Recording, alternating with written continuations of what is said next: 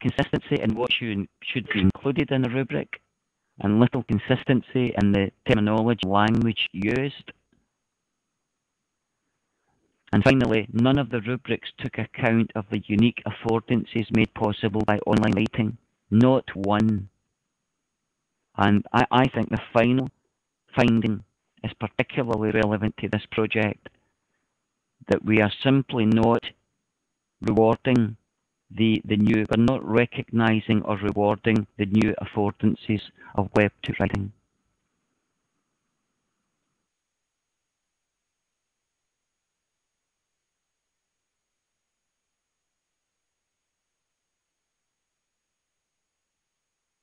Jeff asked in the chat window, do I have examples of good rubrics?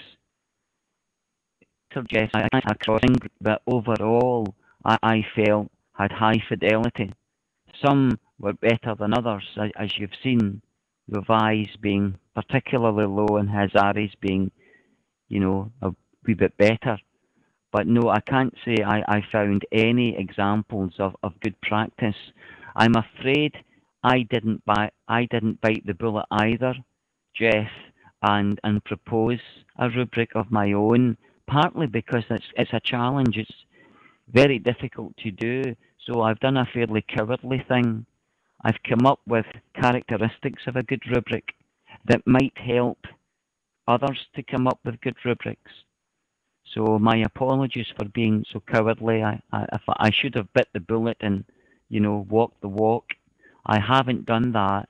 But what you see in this slide is some characteristics that I think should be evident in a good rubric.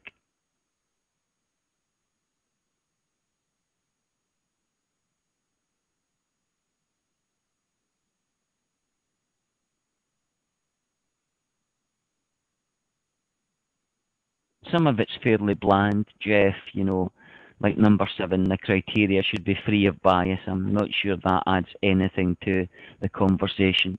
But I think, like number 2 is important, that a rubric should give marks, should recognise that the final level of competency is important.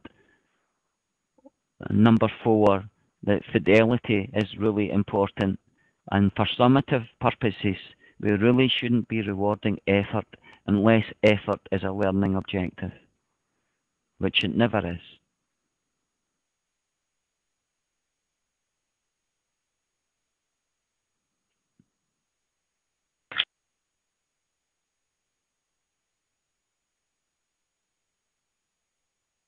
Sorry about this slide, it's pretty small. It's much clearer in my paper if you choose to download the paper.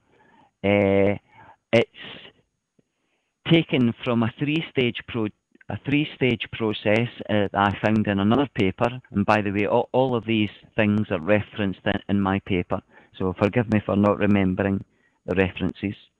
But I came across a three-stage process. It didn't mention learning objectives. You can gather that it's a drum I'm beating rather a lot, isn't it? The learning objectives, that, you know, rubrics must be explicitly linked with learning objectives. And what I've done is I've taken the three-stage process I found and turned it into a four-stage process that more clearly links with learning outcomes.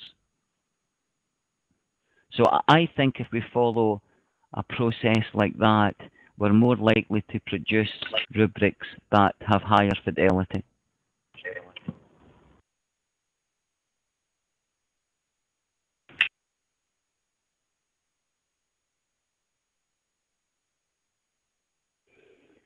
Okay, final slide. Sorry for going on a wee bit. I was hoping to finish sooner. I know many of you have other commitments today. But here are my recommendations, not very earth-shattering. Number 1 is that we should assess learner contributions to online discussions. There is a lot of research evidence to show that the quality of engagement improves when we award marks, typically quite small number of marks. In the literature I came across, between about 5 to 25% of the marks would be awarded for online contributions. But some number of marks the research shows improves engagement.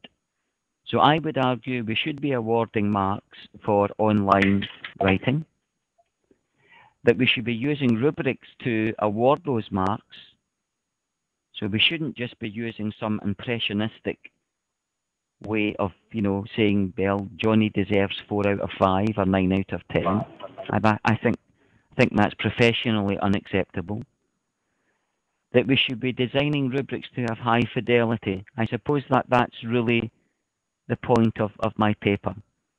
That many rubrics seem to be invalid, and that we should be designing rubrics that are based around the learning objectives and therefore have high fidelity.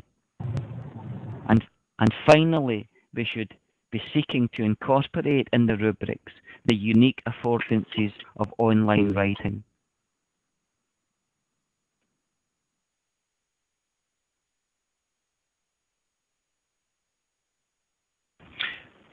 Okay, Bobby, thank you very much for that. That was really interesting and really useful discussion there. What I'll do, if it's okay with everyone, yes, you can put up your final slide and presumably say your final goodbye. We do have a feedback survey. Thank you for putting that up as well.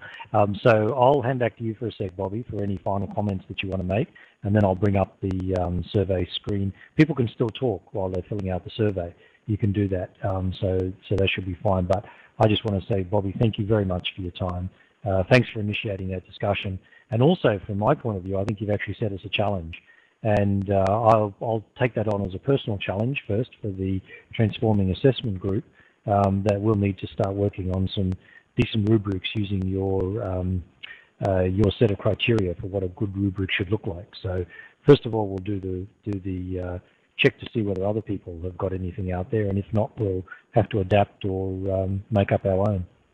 So Bobby, were there any final comments you wanted to make?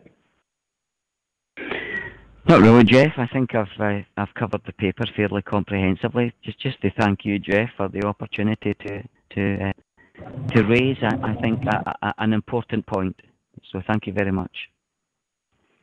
Okay, thank you. Now I'll put the survey up, so if everyone wouldn't mind filling that out before you go to the evaluation survey.